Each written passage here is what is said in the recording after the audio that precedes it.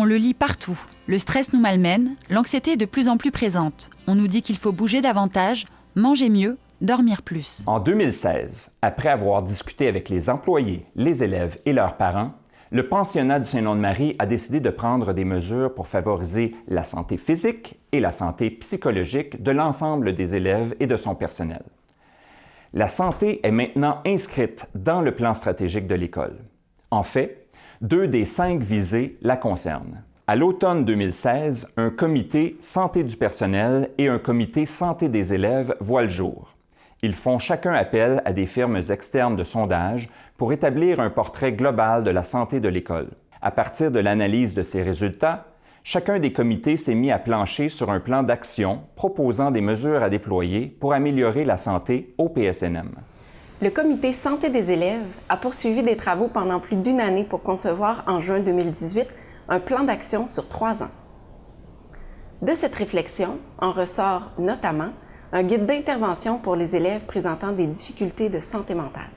En effet, le plan prévoit un total de 144 mesures concernant la santé mentale, la santé physique et la santé sociale. Parmi les mesures, on retrouve par exemple un groupe d'entraide par les pairs, une formation donnée au personnel pour faire face aux problèmes des élèves, la diminution du nombre d'évaluations, des ateliers sur la gestion du stress et la prévention à la cyberdépendance, une offre améliorée en alimentation à la cafétéria ou encore des ateliers sur le sommeil. Le plan santé du personnel prévoit quant à lui 155 mesures, favorisant entre autres la conciliation travail-famille.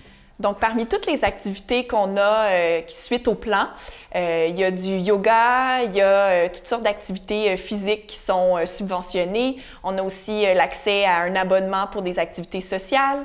Il y a l'aménagement d'un café pour les enseignants. L'aménagement de mobilier est plus ergonomique aussi. On s'assure qu'il y ait un suivi qui soit fait puis que ça avance au bon moment pour le bonheur de tous. Voici les étapes pour appliquer le plan dans son école. Étape 1. Faire un bilan de la situation. Étape 2. Nommer des personnes attitrées à la mise en œuvre des actions. Étape 3. Développer des outils de rétroaction. Étape 4. Être prêt à faire évoluer le plan en l'adaptant selon les besoins. Faire une activité sportive, tout le monde ensemble, c'est beaucoup plus attrayant, c'est beaucoup plus intéressant que personnellement aller s'entraîner seul. Donc, toutes ces mesures nous permettent de collaborer pour la santé du personnel et surtout de nous faire sentir écoutés. Ce qui est formidable, c'est qu'on sent maintenant que plusieurs personnes font de leur santé une priorité.